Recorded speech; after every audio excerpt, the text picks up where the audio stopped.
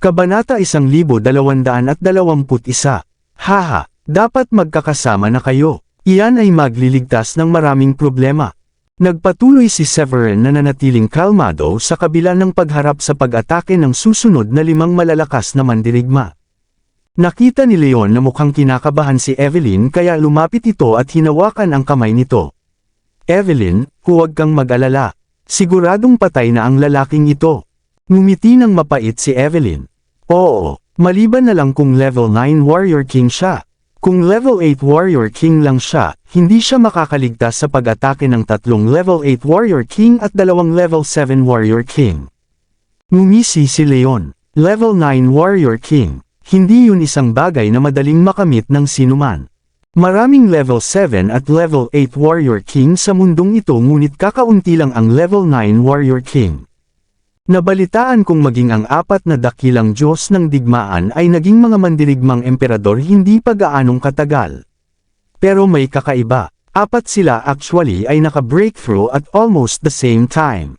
Maraming tao ang nagtaka kung napunta sila sa isang lugar kung saan nakilala nila ang isang pagkakataon na humantong sa kanila na magkaroon ng tagumpay sa loob ng parehong linggo. Mga mandirigmang emperador, nakaramdam ng selos si Evelyn nang marinig ang dalawang salita. Hindi ko alam kung gaano kalakas ang isang warrior emperor pero alam kong ito na siguro ang pinakamalakas na tao sa mundong ito. Ang tanging warrior emperors na kilala ko ay ang The Three Commanders at ngayon ang 4 Great War Heroes. Gayunpaman, nagsalita si Leon. Hindi, sa tingin ko hindi lang iyon. Maraming mandirigma sa mga miyembro ng hari na hindi mo alam. Tiyak na may mga mandirigmang emperador sa kanila. Wala tayo sa bilog nila kaya hindi natin alam ang tungkol dito. Talaga, kung ganoon ay minamaliit ko siguro ang kapangyarihang panlaban ng mundong ito. Mapait na ngumiti si Evelyn. Rose Petal Rain. Sa sandaling umatake ang mga matatanda gamit ang kanilang pinakamakapangyarihang pamamaraan, hindi nagpapigil si Severin. Ikinumpas niya ang kanyang kamay at inactivate ang Rose Petal Rain technique na maaaring umatake sa napakaraming tao. Ang pamamaraan na ito ay kakaiba at maganda, ngunit ang mga talulot ng rosas ay nakakalat sa paligid. Nangangahulugan ba yun na ang kapangyarihan sa pag-atake ay ipinamamahagi din sa mga talulot ng rosas? Nakakunot ang noo ni Evelyn habang pinagmamasdan ang magagandang talulot ng rosas sa himpapawid. Ang pamamaraan na ito ay angkop na gamitin kapag ang umaatake ay gustong umatake sa isang grupo ng mga tao. It's a very rare technique at alam niya talaga. Matapos suriing mabuti ang sitwasyon, hindi inakala ni Leon na may pagkakataong manalo si Severin. Excited na sabi niya, kapag patay na ang batang ito, magiging akin na ang discarding ito. Pagkatapos ng ilang sumasabog na tunog, unti-unting nawala ang ngiti ni Leon. Bilang kapalit, mukha siyang natatakot. Ang nakita nila ay isa-isang pinapatay ni Severin ang mga matatanda. Sunod-sunod na bumagsak ang mga matatanda mula sa himpapawid at agad na namatay nang tumama sila sa lupa. Hindi. Ito ay imposible. Imposible. Nakatingin si Leon habang nahihirapan siyang tanggapin. Wala siyang ibang kinatatakutan sa lungsod na ito maliban sa mga taga 9 Draco Province Mansion. Ang 9 Dragon City Mansion ay isang napakalakas na mansyon at iyon ang dahilan kung bakit maaari siyang magpatuloy na mahalal bilang alkalde pagkatapos ng lahat ng mga taon na ito. Kaya, talagang nabigla siya nang makitang ang lahat ng kanyang malalakas na mandirigma ay madaling napatay. Nang subukan ng pangalawang elder at pangatlong elder na tumakas, hindi sila binigyan ni Severin ng pagkakataon na gawin iyon. Haha, Mr. Leon, sinabi ko na sa iyo na pagsisisihan mo ito. Ano sa tingin mo, nagsisisi ka na ba ngayon? Matapos patayin ang lahat ng matatanda, lumapag si Severin sa harap ni na Leon at Evelyn. Napalunok si Leon at tumulo ang pawis sa kanyang noo. Mr. Severin, sorry talaga. I am so sorry. Hinding-hindi na mauulit. Nanlambot ang kanyang mga binti sa kanya. Lumuhad siya at nagmakaawa ng awa. Nawalan ng pag-asa si Evelyn nang makita iyon. Binigyan niya ng malamig na tingin si Leon at ngumisi. Lumuhad talaga ang isang mayor at humihingi ng awa sa kanyang kaaway. Anong talo? Haha. Pagkatapos nun, tumingin siya kay Severin at ninisian, Kid, I admit na talo ako sayo. Walang alinlangan, hinampas niya ang kanyang noo upang magpakamatay. Si Severin ay nanigas ang kanyang katawan at bumantong hininga. Isa kang mabuting anak ngunit kailangan mong maunawaan kung ano ang ginawa ng Night Sky Gang ay mali. Kaya kailangan kong patayin ang tatay mo. Mr. Severin, alam kong mali ang ginawa ko. Patawarin mo sana ako, hindi ko na uulitin. Itong babaeng ito ay nakahalina sa akin ang kanyang kagandahan at na-brainwash ako para tulungan siya. Patuloy na humihingi ng awa si Leon. Sa sandaling iyon, pinagsisihan niya ang lahat. Gusto mo siya ng sobra, hindi ba? Kung ganoon ang kaso, dapat kang mamatay kasama siya. Ngumisi si Severin. Isang masamang tingin ang sumilay sa kanyang mga mata. Pagkatapos ay sinipa niya si Leon gamit ang kanyang mga paa. Nauwi si Leon sa pagsuka ng isang subo ng dugo. Makalipas ang ilang beses na pagkibot ng kanyang katawan, hinugot niya ang kanyang huling hininga. Samantala, nakolekta na ni Sheila ang mga storage na singsing mula sa mga taong pinatay ni Severin. Lumapit siya kay Severin at nakasimangot. Severin, naniniwala ako na siya ang mayor ng Nine Dragon City. Siya ay nananatili sa parehong lungsod kasama ang gobernador ng lalawigan. Siguro sobrang close silang dalawa. Sa tingin mo ba magagalit ang gobernador ng lalawigan na pinatay mo ang alkalde nang walang pakialam sa kanyang damdamin? Ngumiti ng mahina si Severin. Huwag kang mag-alala. Ito ay magiging maayos. Sa tingin ko ang gobernador ng lalawigan ay hindi isang hangal na tao. Gaano man siya kalungkot, hindi siya tanga para saktan ng isang taong kayang pumatay ng 3 antas ng 8 mandirigma na hari at 3 antas na 7 mandirigmang hari ng madali. Napaisip si Sheila at alam niyang tama si Severin. Tumango siya. Tama ka, I guess that's the benefit of high attainment. Tumingin si Severin sa kanya at sinabing, let's go. Ipaubaya ang kanilang mga katawan sa pamilya ng mayor. Pagkatapos nun, umalis na lang silang dalawa. Nang makuha ng mga tao mula sa Nine Dragon City Mansion ang balita, nagulat sila. Sila ang pinakamalakas na puwersa sa lungsod na ito maliban sa Province Mansion at County Mansion. Paano naging madaling napatay ng isang lalaki ang mayor at ang mga matatanda?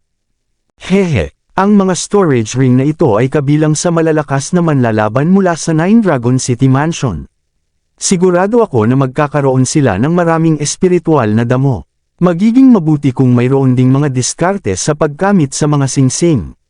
Pagkatapos ay maaari nating ibalik ang mga ito at ibigay sa bulwagan. Tumakbo si Sheila na mukhang excited na excited. Marami siyang storage na singsing sa kanyang mga kamay. Hindi alam ni Severin kung ano ang ire-react nang makita niyang masayang kinukuha ni Sheila ang mga nasamsam. Huwag kang mag-alala, hinihiling din nila sa kanilang mga miyembro na maghanap ng maraming espiritual na halamang gamot para gawing alchemical pills.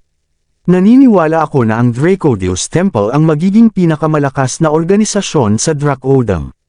Bagamat hindi natin maikukumpara ang ating sarili sa malalaking sekta na iyon, walang sino man ang maaaring mang-api sa atin sa mundong ito. Habang nagkukwentuhan, nakarating sila sa isang restaurant. Hinimas ni Sheila ang tiyan niya at nahihiya siyang ngumiti. Severin, medyo gutom na ako.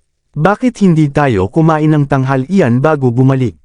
Tumango si Severin. Oo naman. Tapos pumasok na tayo.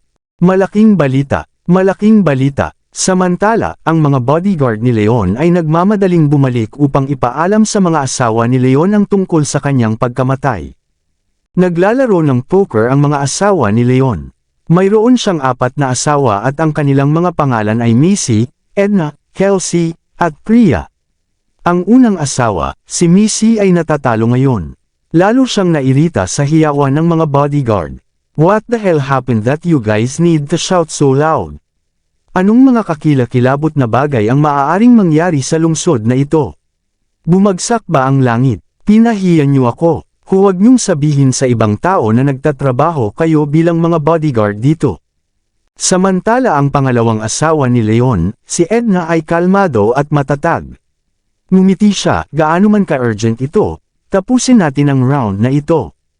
Ang 3 bodyguard ay nagpalitan ng tingin sa isa't isa at nagpasyang itikom ang kanilang mga bibig sa ngayon, pagkaraan ng ilang sandali, natapos na rin sa wakas ng 4 na asawang iyon ang kanilang ginagawa. Tanong ni Edna, sige na, anong nangyari? Ang isa sa mga bodyguard ay nagtipon ng kanyang lakas at sinabi, "Ma'am, nakatanggap kami ng isang piraso ng balita ngayon lang." Pumunta si Mr. Leon at ang mga matatanda sa Windington Square at may pumatay sa kanilang lahat. Patay na silang lahat. Ano? Laking gulat ng apat na batang asawa kaya lahat sila ay tumayo at inisip kung tama ba ang narinig nila. Sila ang pinakamalakas na puwersa sa lungsod na ito maliban sa 9 Draco Province Mansion. Pagkaraan ng ilang sandali na pagkagulat, hinampas ni Edna ang mesa. "Kalokohan! How dare you make this up? Gusto niyo bang mamatay?" Hindi rin naniwala si Macy. Pinandilatan niya ang 3 bodyguard at sinabing, "Alam niyo ba ang mga kahihinatnan na haharapin niyo sa pagbibiro tungkol dito?" Isang matambok na bodyguard ang mapait na ngumiti. "Ma'am, wala kaming lakas ng loob na magbiro tungkol dito." Natuklasan ng mga bodyguard ang kanilang mga katawan at tinawag ang mayordomo. Papunta na ang mayordomo kasama ang mga tagapag-alaga upang kunin ang kanilang mga katawan. "Medyo matagal na. Sa tingin ko dapat ay pabalik na sila habang nagsasalita tayo." "Hindi. Tapos na. Kung patay na talaga si Leon, kailangan nilang muling maghalal ng bagong mayor. Ang mga bagay sa lungsod na ito ay magbabago." Umupo ulit si Macy sa upuan pero parang nawalan siya ng kaluluwa. Ang kanyang mga mata ay tila malabo. Tinanong ni Edna, "Kung gayon, ano ang dapat nating gawin?" Ibig sabihin, hindi na tayo pwedeng magpakitang gilas at maging bossy sa iba. Si Kelsey ang paboritong asawa ni Leon. Galit na hinampas niya ang mesa. "Hindi. Wala akong pakialam kung patay na si Leon o hindi. Hindi ko ito madaling pabayaan. Alam mo ba kung sino ang pumatay sa kanya? Ano ang sinabi ng gobernador ng lalawigan tungkol dito? I mean isang lalaking madaling pumatay sa mayor. Tiyak na may dapat gawin ng gobernador ng lalawigan tungkol dito." After some thinking, Priya finally voiced out, "Is the killer from 9 Draco Province Mansion?" Sa wakas, nagkaroon ng pagkakataong magsalita ang matambok na bodyguard. "Ma'am, nakakuha kami ng karagdagang impormasyon mula sa ibang mga bodyguard. Kakabalik lang nila kanina para kunin ang kanilang mga reward. Sinabi nila sa amin na hindi nag-iisa si Leon. May kasama siyang magandang babae, si Evelyn. Siya ang anak ni David Letterman, ang leader ng gang ng Night Sky Gang." Sa susunod na ilang minuto, matiyagang nakinig ang mga asawa ni Leon sa mga bodyguard habang sinasabi nila sa kanila ang buong kwento. Ngumisi si Macy. "Kaya lahat ng ito ay nangyari dahil sa isang babae. Alam naming lagi siyang lumalabas para maghanap ng ibang babae pero noon pa kami nakapikit. At ngayon namatay siya dahil sa ibang babae." "Ma'am." Bumalik na ang mayordomo dala ang mga katawan. Biglang tumakbo ang isang maid at bamulong. Nakakatakot ang mukha ni Macy. Kumunot ang noo niya. "Sige, umalis ka na." Pagkatapos noon, lumabas ang 4 na asawa upang salubungin ang mayordomo. "Ma'am, ano po ang dapat nating gawin?" Napatingin ang mayordomo sa mga katawan at napabuntong hininga. Siya ay ganap na walang alam. Napatingin si Macy sa mga katawan at kumunot ang noo. "Bakit mo ibinalik dito ang katawan ng babaeng ito? Hinding-hindi mamamatay si Leon kung hindi dahil sa babaeng ito. Siya ang dahilan kung bakit namatay si Leon." Nahiyang ngumiti ang mayordomo. "Ma'am, kasama ang mga katawan niya kaya binalik din namin siya. Anyway, inimbestigahan na namin ang buong bagay. Ang binata na pumatay kay Mr. Leon ay tinatawag na Severin Foylet. May kasama siyang babae pero hindi namin alam ang pangalan niya. Naniniwala kami na wala siyang mataas na kakayahan. Pumunta at ayusin ang katawan ng babaeng ito. Dalhin ang mayor at ang mga matatanda ang kanilang katawan sa Province Mansion kasama ko. Gusto kong makita kung ano ang sasabihin ng gobernador ng lalawigan tungkol dito." Hindi ito papakawalan ni Macy ng madali lalo na kapag ang kanyang pagdedesisyon ay apektado ng kanyang emosyon.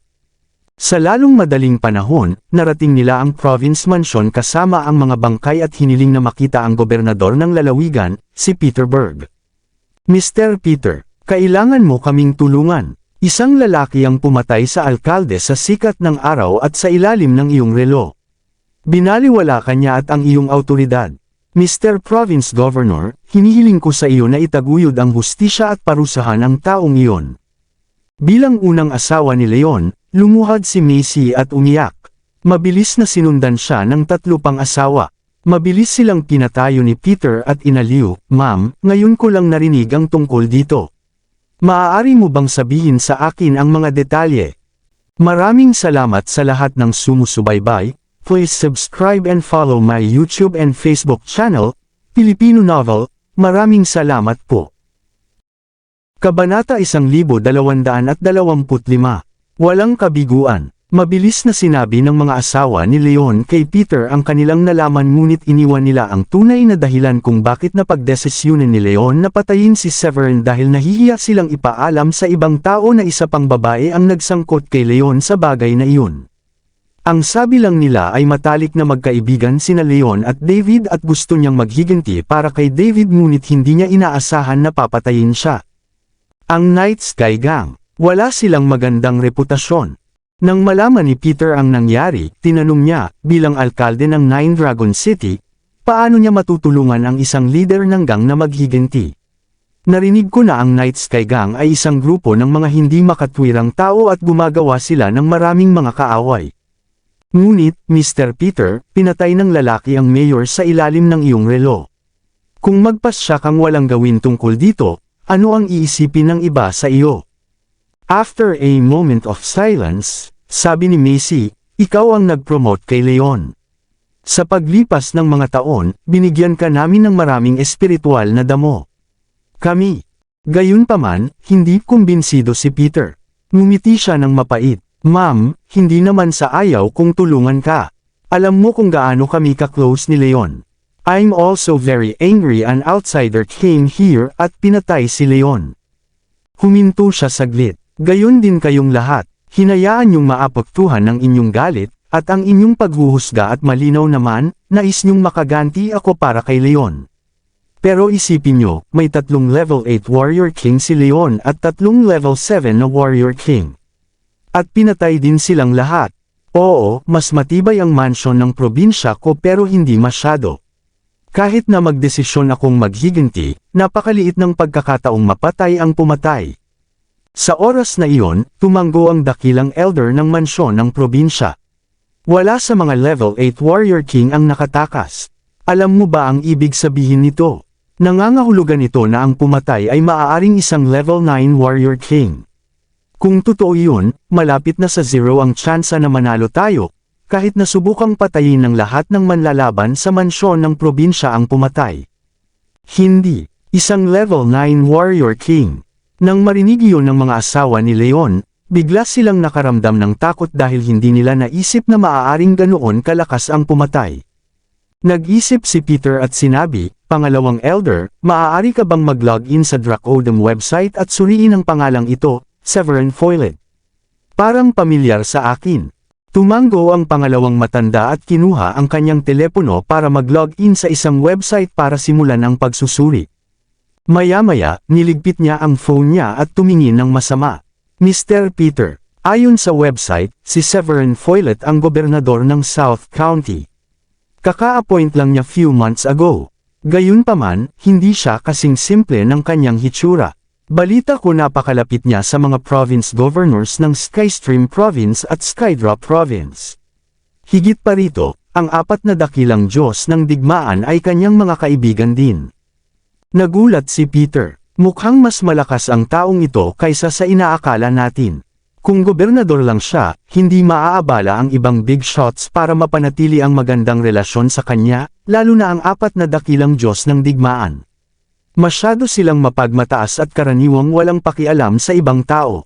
Kung talagang magkaibigan sila ni Severin, it totally proves Severin is a very strong guy. Nagpalitan ng tingin ang mga asawa ni Leon sa isa't isa. Sa ngayon, alam na nila na hindi kailanman tutulungan sila ni Peter na maghiganti. Napahiya man si Peter ay natitiis lang niya dahil alam niyang hindi niya kayang saktan si Severin. Ang sumunod na sinabi ni Peter ay nasa kanilang inaasahan. Sabi niya, wala na tayong magagawa. Dapat na kayong umalis at magpatuloy upang ayusin ang paglilibing kay Leon. Napabuntong hininga si Macy dahil alam niyang wala na siyang ibang masasabi pa para baguhin ang isip ni Peter. Ang tanging natitira para sa kanya ay ibalik si Leon at ang mga matatanda ang kanilang katawan kasama sina Edna, Kelsey, at Priya. Pagkaalis nila, sinabi ng dakilang elder, Mr. Peter, mukha ba tayong duwag kung wala tayong gagawin? Pinatay nga ng lalaki ang mayor at ang kanyang mga matatanda. Pinagtitinginan na tayo ng ibang tao.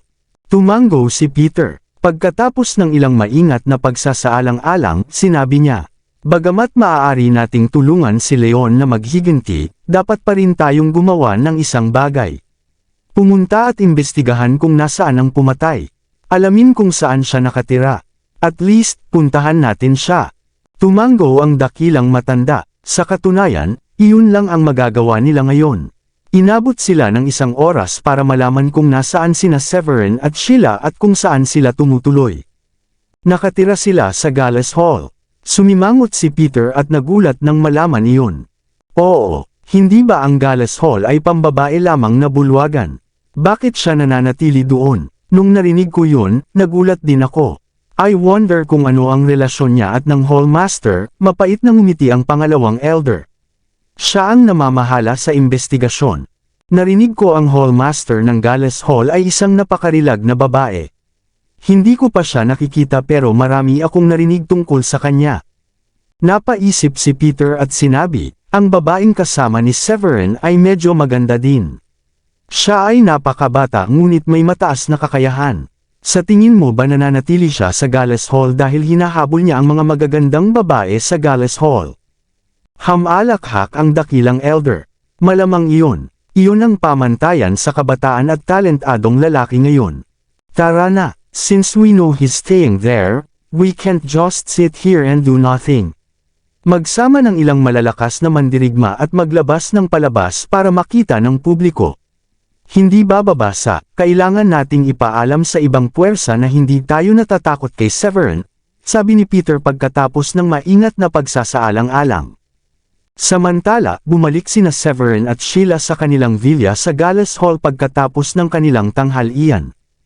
Hallmaster, Hallmaster, nandito si Mr. Peter kasama ang maraming lalaki.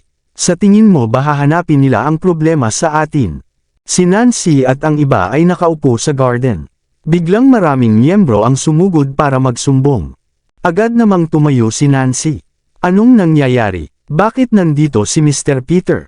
Nagulat din ang mga matatanda. Malinaw, hindi kailangang magdala ni Peter ng napakaraming lalaki, kung narito siya para sa isang normal na pagbisita. Malamang, narito siya para manggulo. Ikinuyong ni Nancy ang kanyang mga kamao. Pero never tayong nakipag-ugnayan sa Province Mansion at hindi rin natin sila nasaktan. Bakit kailangan nilang pumunta dito para hanapin ang problema natin? Kakabalik lang ni Elaine. Dumating siya na may dalang balita. Hallmaster, may malaking nangyari. Narinig kong pinatay ng isang lalaki ang mayor at ang kanyang 6 na matatanda. Napakalakas ng lalaki kaya madali niya itong pinatay. Pagkaraang marinig iyon, agad na iniugnay ng dakilang elder ang dalawang pangyayari. Diyos ko, napatay ang alkalde at nandito ngayon ang gobernador ng lalawigan. Pinatay ba ng ating supreme leader ang mayor? Seryoso ang itsura ni Nancy. Mukhang tama iyon, sa tingin ko ang kataas-taasang pinuno ay ang tanging tao na maaaring pumatay sa alkalde at sa kanyang mga matatanda sa lungsod na ito. Ngumiti siya ng mapait. Sus, napakagaling niyang manggulo. 2 araw pa at babalik na siya sa Southlink City. Bakit niya pinatay ang mayor? Inutusan ng dakilang elder, Elaine, tawagin mo na ang supreme leader. Kung talagang nandito ang gobernador ng lalawigan na hinahanap sa atin ang gulo, siya lang ang makakaayos nito. Labis na gulat ang naramdaman ni Elaine. Hindi niya akalain na kaya ni Severin na magdulot ng ganoong kalaking gulo sa maikling panahon. Okay, pupunta ako ngayon. Tumango si Elaine at kumaripas ng takbo palabas. Pinulong ni Nancy ang mga elder at sinabing, kumayo kayo at tipunin ang mga miyembro. Kailangan nating tanggapin ang gobernador ng lalawigan. Maya-maya, lumabas si Nancy at ang iba para salubungin si Peter. Ikaw ba si Nancy Zyke, ang hallmaster ng Gallas Hall? Nagningning ang mga mata ni Peter habang kalmadong sinulyapan si Nancy. Narinig niya ang tungkol sa kung ano ang isang magandang babae, at hindi binigo siya ng kagandahan ni Nancy. Napakaganda niya na para bang isa siyang diwata mula sa isang kwento. Tumango si Nancy at ikinulong ang kanyang mga kamay. Oo, ako si Nancy Zyke. Maaari ko bang malaman kung ano ang nagdadala sa iyo dito ngayon? Si Peter ay malamig at mayabang nang tumingin siya kay Nancy. Bilang isang level 8 warrior king, nasa peak stage na siya at siya ay naghihintay lang ng pagkakataon na gumawa ng isang pambihirang tagumpay upang maging isang level 9 warrior king. Bago niya makita si Severin, hindi niya lulunukin ang pride niya. Na may isang mapang asar ng ngiti, sinabi niya, hindi ako nandito para makita ka. Kunin mo si Severin Foylet. Pinatay niya ang mayor at nandito ako para mag-imbestiga. Mr. Peter, hindi ko inaasahan na makikita kita dito ng ganoon kaaga. Noon lang, naglalakad si Severin papunta doon kasama si Elaine. May ngiti siya sa mukha at mukhang relaxed. Mr. Severin, ikaw ang gobernador ng South County. Bakit ka pumunta dito at pinatay si Leon at ang iba pang mga tao? Hindi mo ba naisip na napakalayo mo na? Hamalakhak si Peter. Bilang gobernador ng lalawigan, nakasanayan na niyang magsalita ng may paninindigan. Hinarap siya ni Severin at sinabing, wow, Mr. Peter, alam mo talaga na gobernador ako. Ngunit hindi yun nagkakahalaga ng pagbanggit kung ihahambing ko sa iyo. After a pause, nagpatuloy si Severin, I came here looking for Galas Hall. May negosyo ako sa kanila. Pinatay ko ang mayor dahil papatayin niya ako sa pagpatay sa leader at miyembro ng gang ng Night Sky Gangs. Ang Night Sky Gang ay isang tiwali at masamang gang. Nang aapi sila ng mga tao at nang hihingi ng pera sa mga negosyo. Sa palagay ko hindi ako masyadong lumayo sa pamamagitan ng pagtulong sa iyo na alisin ang mga taong iyon. Iniwan nitong tulala si Peter. Noong una, ang plano ni Peter ay takutin si Severin sa kanyang posisyon na gobernador ng probinsya at hilingin kay Severin na humingi ng tawad sa kanya. At least, madali niyang maipakita sa iba na may nagawa siya at iyon na ang katapusan ng kapahamakan. Ito ay para lamang sa isang palabas. Gayunpaman, nagulat siya na walang pakialam si Severin. Lumakad siya pasulong at bamulong, hoy, lalaki. Governor ako ng probinsya, maaari mo bang ipakita ang ilang paggalang sa aking nararamdaman? Itinaas ni Severin ang kanyang kilay at sa wakas ay naunawaan niya kung bakit naroon si Peter. Ngumisi siya, oh, my bad, pasensya na po. Sa palagay ko ay lumayo ako ng kaunti at hindi isinasaalang-alang ang iyong damdamin. Pagkatapos noon, pinitik niya ang kanyang palad para kumuha ng pangatlong grado na low-rank alchemical peel. Ito ay isang third-grade low-rank alchemical peel. Mukhang matagal ka nang nasa peak stage ng level 8 warrior king. Kainin ang tableta na ito at ginagarantiya ko na maaari kang maging isang mandirigmang emperador. Ito ang paraan ko para ipakita kung gaano ako nagsisisi. Napabuntong hininga si Peter. Sa simula, si Severin lang ang gusto niyang humingi ng tawad sa kanya at wala nang iba pa. Hindi niya inaasahan na bibigyan siya ni Severin ng pangatlong grado na low-rank na alchemical peel. Iyon ang unang pagkakataon sa kanyang buhay na makakita ng isang third-grade low-rank alchemical peel. Sa sobrang gulat at excitement ay hindi niya alam kung ano ang sasabihin. Matapos lumunok ng ilang beses, muli niyang kinumpirma, "Are you saying you're giving this alchemical peel to me?" Kumunat ang noo ni Severin. Oo. Hindi pa ba ako malinaw? Kung ayaw mo, kaya kong bawiin. Pagkatapos noon, nagkunwaring ibinalik ni Severin ang alchemical peel sa kanyang storage ring. Mabilis na inagaw ni Peter ang alchemical peel at sinabing, "Teka. Siyempre, natutuwa akong matanggap ang kayamanang ito."